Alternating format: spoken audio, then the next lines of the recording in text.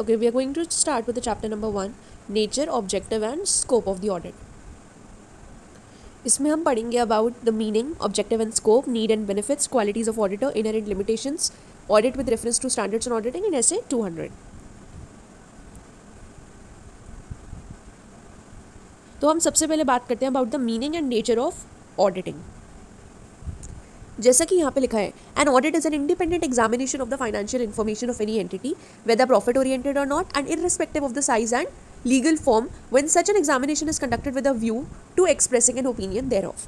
तो सीधी भाषा में ऑडिट का मतलब है एक इंडिपेंडेंट एग्जामिनेशन. यहाँ पे इंडिपेंडेंट एक इंपॉर्टेंट कीवर्ड है कि हमें इंडिपेंडेंटली ही एग्जामिन करने होते हैं फाइनेंशियल इन्फॉर्मेशन किसी भी एंटिटी की. अब वो एंटिटी चाहे प्रॉफिट ओरिएंटेड हो चाहे ना हो, जैसा कि यहाँ पे लिखा ही हुआ है, whether it is profit oriented और not, irrespective of the size or legal form, irrespective of the उसका क्या साइज है, क्या लीगल फॉर्म है, इससे हमें नहीं मतलब. ऑडिट एक इंडिपेंडेंट एग्जामिनेशन है जो कि होना चाहिए.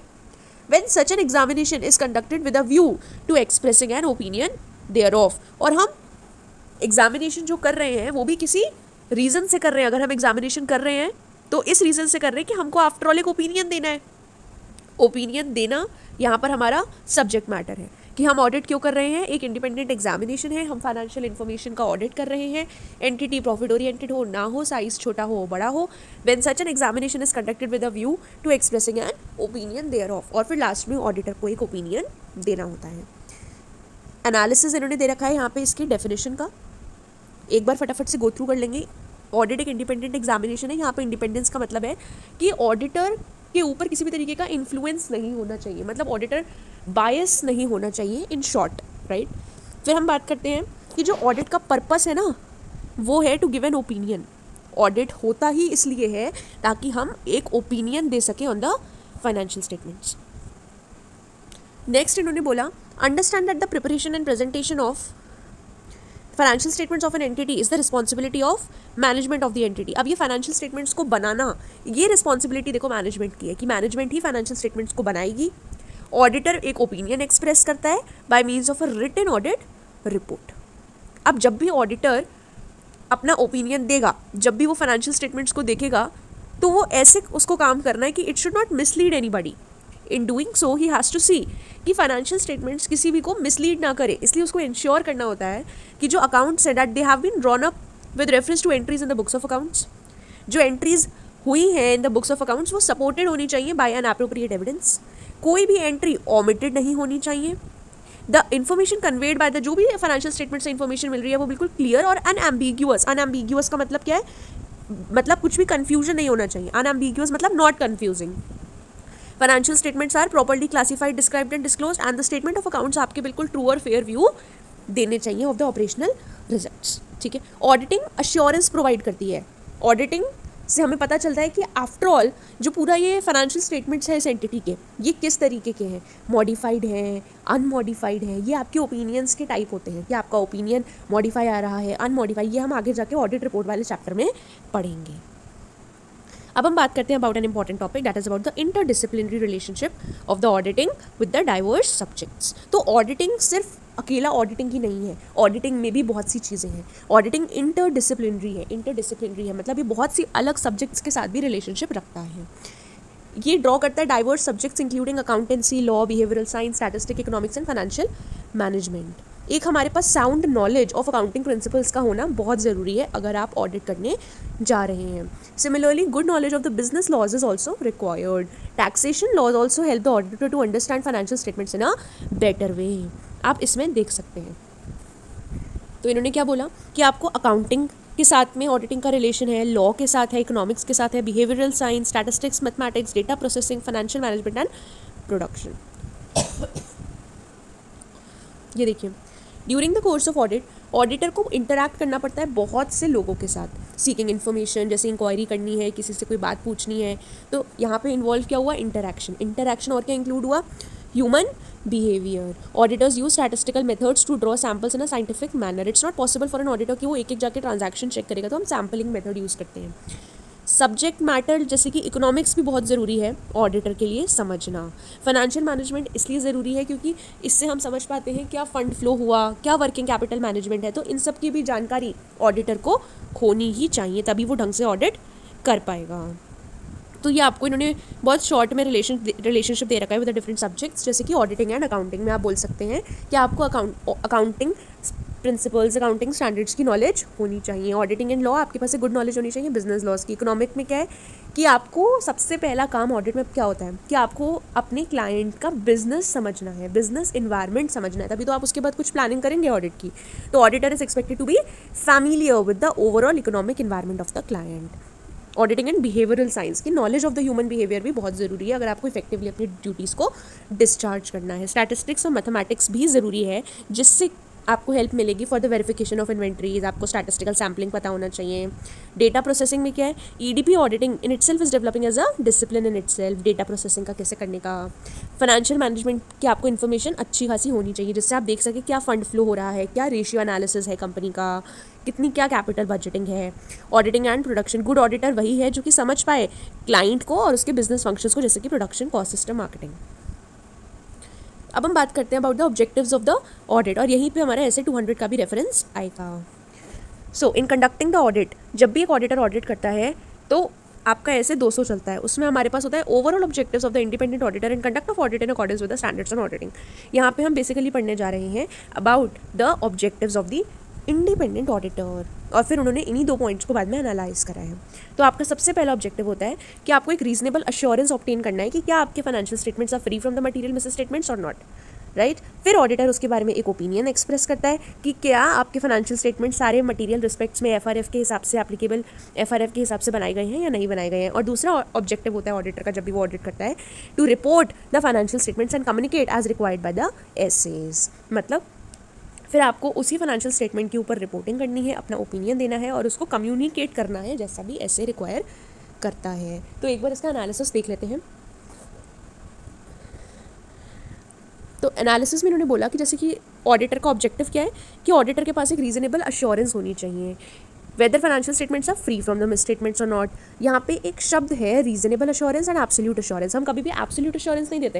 एज एन ऑडिटर आपको रीजनेबल अश्योरेंस देनी होती है। एब्सोल्यूट अश्योरेंस तो एक गारंटी हो जाती है, तो हम इसमें गारंटीज नहीं दे रहे हैं, हम इसमें एक रीजनेबल अश्योरेंस देते हैं, अपना ओपिनियन देते हैं कि हाँ फाइनेंशियल स्टेटमेंट्स फ्री हैं मटीरियल मिस स्टेटमेंट से या नहीं। रीजनेबल अश्योरेंस एक कंप्लीट गारंटी नहीं होती है। ये हाई लेवल ऑफ अश्योरेंस ज़रूर है लेकिन कंप्लीट अश्योरेंस नहीं है।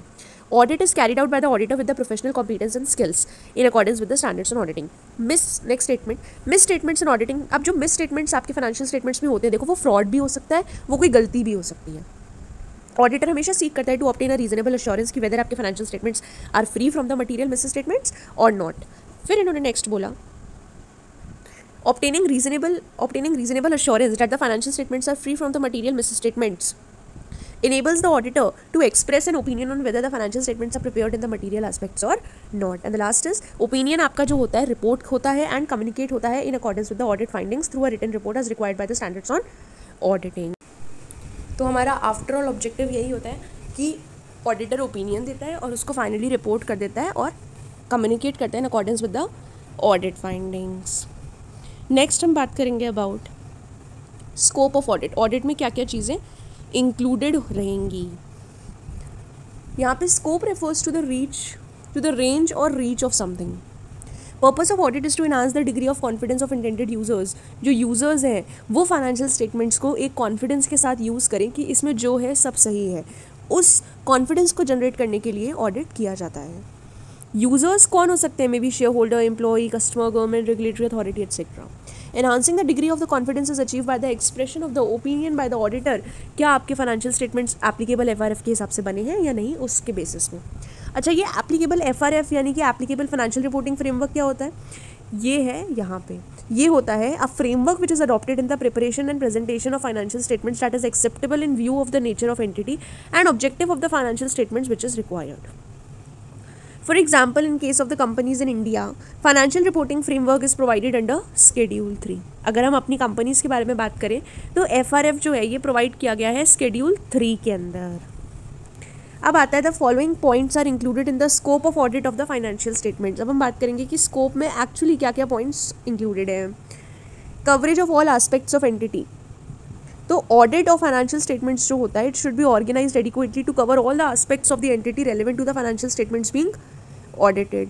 reliability and sufficiency of financial information. So auditor should be reasonably satisfied that the information contained in the underlying records and other source data, मतलब आपकी जो information है ना वो reliable होनी चाहिए, sufficient होनी चाहिए for the preparation of financial statements. Auditor makes a judgment of reliability and sufficiency of financial information by making a study and assessment of the system.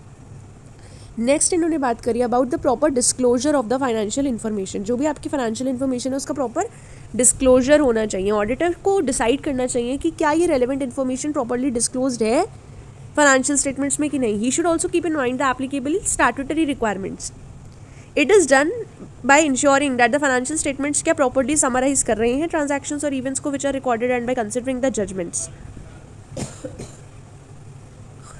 देखिए ये चीज़ ऊपर भी हमने पढ़ी थी कि मैनेजमेंट जो है वो रिस्पॉन्सिबल होता है for the preparation and presentation of the financial statements, makes many judgement in this process of preparing and presenting the financial statements.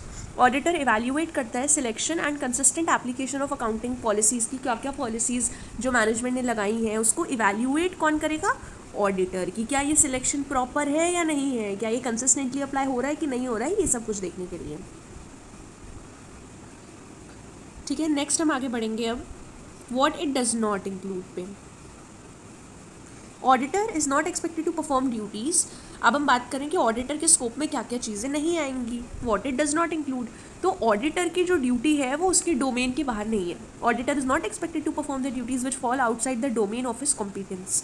For example, physical condition of the certain assets like that of sophisticated machinery can not be determined by him. अब जो physical condition है certain assets की, like जैसे sophisticated machinery, वो तो auditor नहीं बता सकता ना. It is not expected to from an auditor to determine the suitability and life of the civil structures like building. These require different skill sets चाहिए इस चीज़ के लिए, और ये काम ऑडिटर का नहीं है. ऑडिटर एक्सपर्ट नहीं है in the authentication of documents. The genuineness of the document can not B authenticated by him because he is not an expert in the field.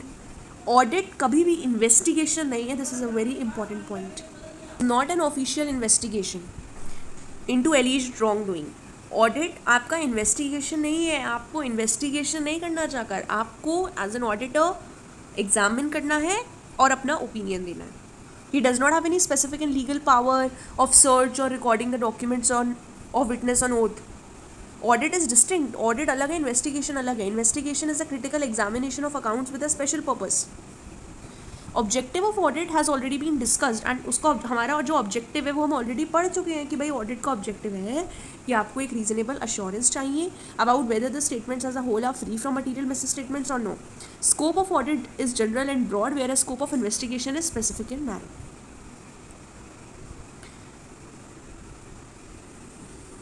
अब हम बात करेंगे about the inherent limitations of the audit which is a very very important portion if we talk from the exam point of view. The process of audit suffers from certain inbuilt limitations due to which an auditor cannot obtain an absolute assurance. जैसे हमने क्या objectives में पढ़ा कि auditor एक हमेशा reasonable assurance देता है. एब्सोल्यूट क्यों नहीं देता? क्योंकि कभी भी वो श्योर नहीं हो सकता ना कि 100% सब कुछ गारंटी के साथ करेक्ट है या नहीं. इसीलिए श्योर नहीं है क्योंकि कुछ लिमिटेशंस भी होती हैं ऑडिट की. Now we are going to read about the limitation. सबसे पहली लिमिटेशन होती है the nature of financial reporting. Preparation of the financial statements involve many judgments by the management. जो फाइनेंशियल स्टेटमेंट्स हैं वो तो मैनेजमेंट बना रहा है. अब मैनेजमेंट ने जजमेंट के हिसाब से अपने फाइनेंशियल स्टेटमेंट्स को प्रिपेयर करा है तो it's not known by the auditor. वो तो उसमें मैनेजमेंट के जजमेंट्स इन्वॉल्व हैं, राइट. दीज जजमेंट्स में इन्वॉल्व सब्जेक्टिव डिसीजंस और डिग्री ऑफ उसमें अनसर्टिनिटीज़ भी हो सकती हैं. तो auditor is not able to obtain absolute assurance कि आपके फाइनेंशियल स्टेटमेंट्स फ्री ही हैं from the material misses statements. One of the premises for conducting an audit is that the management acknowledges its responsibility of preparation of financial statements with applicable FRF. Such controls may have not been operated to produce reliable financial information उनकी खुद की limitations के चक्कर में. So basically nature of financial reporting बस इतना बोलता है क्योंकि फाइनेंशियल स्टेटमेंट्स प्रिपेयर कर रहा है मैनेजमेंट. इट मे जो ये प्रिपरेशन है it may involve making judgments by the management. These judgments will involve some subjective decisions और उसमें अनसर्टिनिटीज़ हो सकती हैं. अब हम मूव करते हैं टू द नेक्स्ट वन कि नेचर ऑफ ऑडिट प्रोसीजर्स, कि आपके ऑडिट प्रोसीजर्स के ऊपर भी डिपेंड करता है. ठीक है, यहाँ भी हमारी कुछ लिमिटेशंस हैं जैसे कि auditor carries out is work by obtaining the audit evidence through the performance of audit procedures. Auditor audit procedures लगाता है, ऑडिट एविडेंस को ऑब्टेन करता है. कुछ प्रैक्टिकल और लीगल लिमिटेशंस होती हैं ऑडिटर की एबिलिटी के ऊपर to obtain audit evidence. For example, auditor सारे के सारे ट्रांजैक्शंस और बैलेंसेस तो नहीं चेक करता ना, वो तो उसका अपना प्रोसीजर है. तो he forms his opinion only by testing the samples. अब सारे के सारे ट्रांजैक्शंस को तो चेक करना इज़ नॉट पॉसिबल, तो हम डिफरेंट अपने अपने प्रोसीजर्स लगाता है हर ऑडिटर. जैसे कि सैम्पलिंग बेसिस करा, तो सैम्पलिंग बेसिस के हिसाब से हम जो हमने सैम्पल्स इकट्ठे करे हम तो उसके बेसिस पे बताने वाले हैं कि क्या ओपिनियन होगा. तो ये एक प्रैक्टिकल लिमिटेशन है ऑडिटर की एबिलिटी के ऊपर to obtain the audit evidence. Management में ऐसा भी हो सकता है कि मैनेजमेंट ही हमें कंप्लीट इन्फॉर्मेशन ना दे as requested by the auditor. There is no way by which auditor force तो नहीं कर सकता मैनेजमेंट को to provide the complete information as requested by the auditor. तो यहाँ पे भी एक लिमिटेशन आ गई. In case he is not provided with the required information, तो he can only report. It is an example of legal limitation on the auditor's ability to obtain audit evidence. अब management भी तो हो सकता है ना dishonest हो, अनस्क्रपलेस people हो वहाँ पे, और क्या पता फ्रॉड में भी इन्वॉल्व हो. सो रियलिटी की अगर हम बात करें, जो आपके डॉक्यूमेंट्स हैं वो फेक भी हो सकते हैं और नॉन जेन्युइन भी हो सकते हैं. नेक्स्ट बात करते हैं not in the nature of investigation. Audit कोई इन्वेस्टिगेशन नहीं है. Audit is not an official investigation. Auditor cannot obtain absolute assurance that the statements are free from material misstatements. Next होता है timeliness of financial reporting and decrease in relevance of information over time. The relevance of information decreases over time and auditor cannot verify. अब auditor हर एक matter को तो verify नहीं कर सकता. जो रेलेवेंस है इन्फॉर्मेशन का वो भी डिक्रीज होता जाता है एज पर टाइम. सो एक बैलेंस आपको बनाना पड़ता है. A balance has to be struck between the reliability of information and the cost of obtaining it. आपकी इन्फॉर्मेशन कितनी रिलायबल है और उसको ऑब्टेन करने के लिए कितनी कॉस्ट जा रही है, तो इसका बैलेंस एक बनाना पड़ता है. So this is one of the limitation की टाइमलीनेस होती है of the financial reporting and decrease in the relevance of information over time, right. Next हम बात करते हैं अबाउट द फ्यूचर इवेंट्स. अब फ्यूचर इवेंट्स और कंडीशंस में इफेक्ट एन एंटिटी एडवर्सली. अब देखो फ्यूचर इवेंट्स कुछ भी हो सकते हैं. एडवर्स इवेंट्स हो सकते हैं विच में seriously effect the ability of an entity कि वो बिजनेस ही ना कंटिन्यू कर पाए, बिजनेस खत्म ही हो जाए, right. So auditor can not provide a guarantee. अब ऑडिटर कोई गारंटी तो नहीं दे सकता ना कि आपके स्टेटमेंट्स फ्री ही रहेंगे. कुछ भी फ्यूचर इवेंट हो सकता है. सो इसलिए हमें गारंटी नहीं देते. हम कभी भी एब्सोल्यूट एश्योरेंस ना देके हम क्या देते हैं, एक रीजनेबल एश्योरेंस देते हैं. So inherent limitations of the audit, ऐसे 200 की बात करते हैं दोबारा से. Overall objectives of the independent auditor and the conduct of audit in accordance with the standards on auditing. और जो हम ऑडिट कर रहे हैं वो कैसे कर रहे हैं, on the standards of auditing. The auditor is not expected to and can not reduce the audit risk to zero because there are inherent limitations. इसमें इन्होंने बोला ऑडिटर से ना ही हम ये उम्मीद कर रहे हैं और ना ही ऑडिटर ऐसा कर सकता है कि वो ऑडिट रिस्क को एकदम क्या कर दे, जीरो कर दे. Zero is not at all possible condition कि आप ऑडिट रिस्क को जीरो तक रिड्यूस कर दो. वो हो ही नहीं सकता क्योंकि बहुत सी इनहेरेंट लिमिटेशंस होती हैं ऑडिट की. द इनहेरेंट लिमिटेशंस अराइज होती हैं इन चीज़ों से जो अभी हमने ऊपर पढ़ा. ये जो हमने ऊपर पढ़ा ये बेसिकली फैक्टर्स होते हैं कि आपकी कहाँ से जो है लिमिटेशंस निकल सकती हैं. जैसे फाइनेंशियल रिपोर्टिंग में हमने क्या पढ़ा था कि मैनेजमेंट जजमेंट देता है तो वहाँ से कोई ना कोई लिमिटेशन आ सकती है. ये एक तरीके का फैक्टर है. दूसरा हमने पढ़ा ऑडिट प्रोसीजर का नेचर कैसा हो सकता है. हम जैसे सैम्पलिंग बेसिस पे करते हैं वो एक नेचर है ऑडिट प्रोसीजर का कि उस वजह से लिमिटेशन अराइज हो सकती है, राइट. फिर हमने पढ़ा अबाउट नॉट ऑडिट इन्वेस्टिगेशन नहीं है, right. Audit is not an official investigation. Next timeliness of financial reporting and lastly we read about the future events. तो फ्यूचर इवेंट्स तो एक फैक्टर है ना, कि फ्यूचर इवेंट्स तो एक फैक्टर है कि अगर कुछ भी फ्यूचर में एडवर्स इफेक्ट आया तो even we do not know कि आपका बिजनेस चलेगा भी कि नहीं चलेगा. तो इसलिए हम एब्सोल्यूट एश्योरेंस नहीं दे सकते. So this was all about the inherent limitations portion. अब हम पढ़ेंगे अबाउट कि इंगेजमेंट क्या है. पे मतलब है arrangement to do something in the context of auditing. It means एक फॉर्मल अग्रीमेंट होता है between the auditor and client under which auditor agrees to provide the auditing services. So basically ये कुछ नहीं, एक फॉर्मल अग्रीमेंट है between the auditor and the client जहाँ पे ऑडिटर अपनी सर्विसेज देता है. It takes the shape of engagement letter. External audit engagements. The purpose of external audit engagement is to enhance the degree of the confidence of intended users of financial statements. They are also reasonable assurance engagements. Benefits of audit कि हमें audit चाहिए ही क्यों. So audited accounts आपको high quality information देते हैं. It gives confidence to the users कि जिस information पे वो rely कर रहे हैं वो qualitative है and it is the outcome of an exercise carried out by the following auditing standards. In case of companies, shareholders may or may not be involved in the daily affairs of the company. Financial statements are prepared by management consisting of directors. As shareholders तो owners होते हैं company के, so they need an independent mechanism so that financial information आपकी qualitative और reliable होनी चाहिए. An audit is a moral check on employees from committing frauds for the fear of being discovered by the audit. उन्हें पता है अगर audit होगा तो पता चल जाएगा क्या फ्रॉड हुआ है और क्या नहीं हुआ है, तो ये एम्प्लॉयज़ के लिए भी एक चेक होता है. फिर आता है कि ऑडिटेड फाइनेंशियल स्टेटमेंट्स बहुत हेल्पफुल होते हैं to government authorities for determining tax liabilities. And audited financial statements rely किए जा सकते हैं by the lender, banker and making any credit decision. Audits अगर होगा तो फ्रॉड एरर सब डिटेक्ट हो जाएगा. ऑडिट रिव्यू करता है existence and operation of various controls operating an entity. So ये सब कुछ थे बेनिफिट्स ऑफ ऑडिटिंग. तो ये लिमिटेशंस वाला पोर्शन एंड ये बेनिफिट्स वाला पोर्शन इज इंपॉर्टेंट. अच्छा, ऑडिट मैंडेटरी है या वॉलेंट्री, इस बारे में भी बात करते हैं. इट्स नॉट नेसेसरी कि ऑडिट हमेशा मैंडेटरी ही होता है. कुछ ऐसी भी एंटिटीज़ होती हैं जहाँ पे तो देखो कंपल्सरीली आपको आपके अकाउंट्स को ऑडिट करवाना ही होता है under the statutory requirement of law. Even जो नॉन कॉर्पोरेट एंटिटीज़ होती हैं they may be compulsorily requiring audit of their accounts under the tax laws. ऐसा भी पॉसिबल है कुछ एंटिटीज़ जैसे कि स्कूल्स, इनको भी ऑडिट करवाना पड़े. ऑडिट हमेशा मैंडेटरी नहीं होता है. कुछ ऐसी भी एंटिटीज़ हैं जो वॉलंटरी बेसिस पे भी ऑडिट करवाती हैं, राइट. नेक्स्ट बात करते हैं ऑडिटर को अपॉइंट कौन करता है. जनरली तो ऑडिटर देखो अपॉइंट किया जाता है by the owners, right?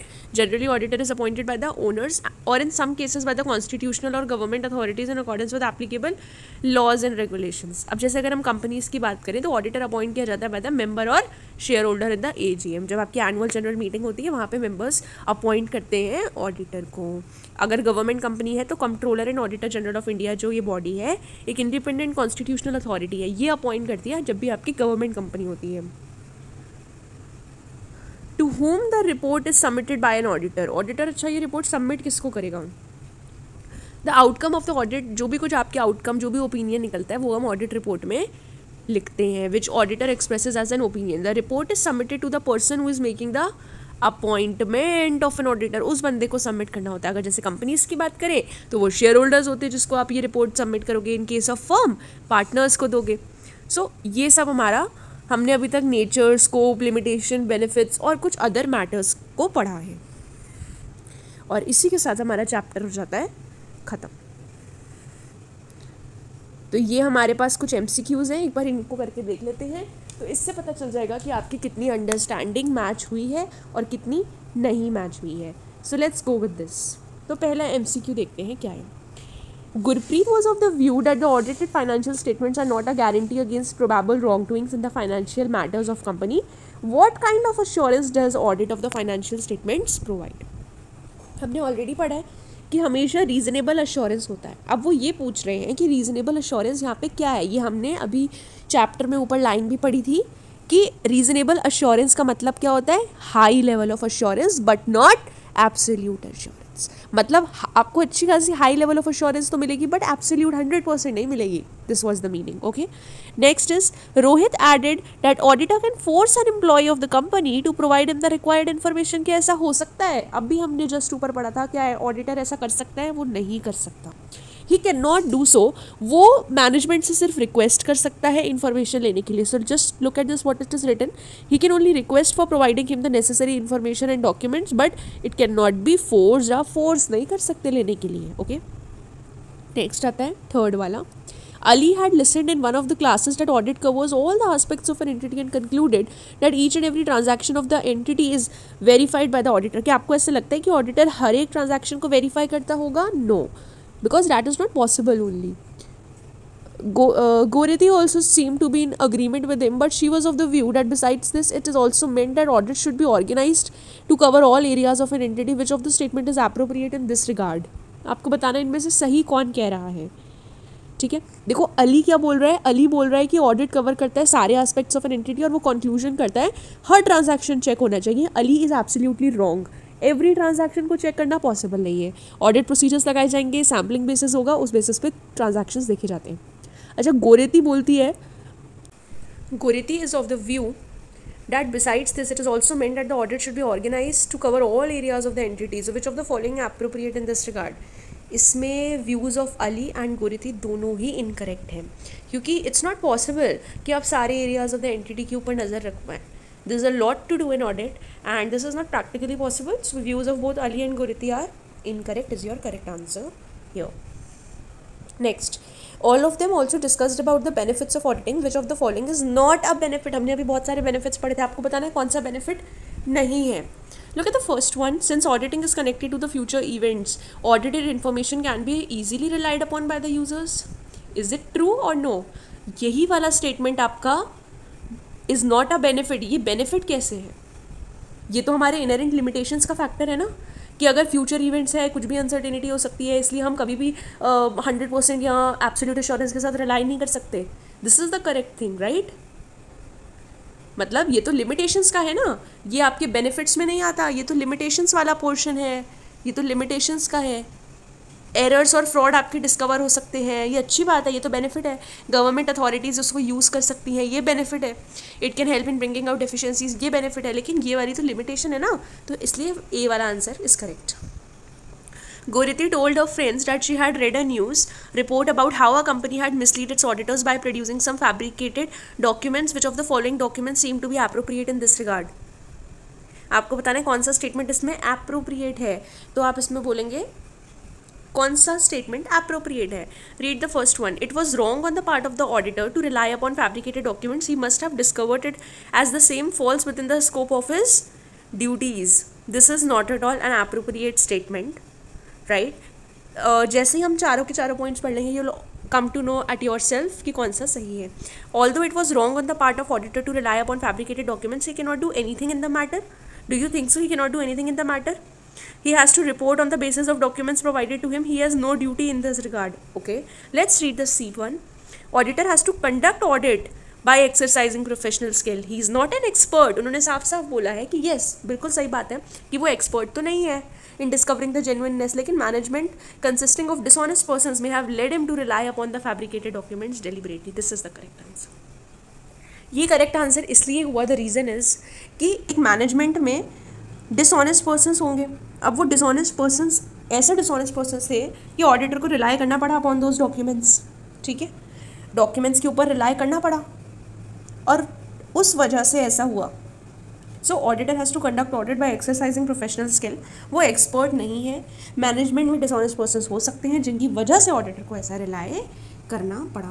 So as you can see the answers, they are correct. Okay.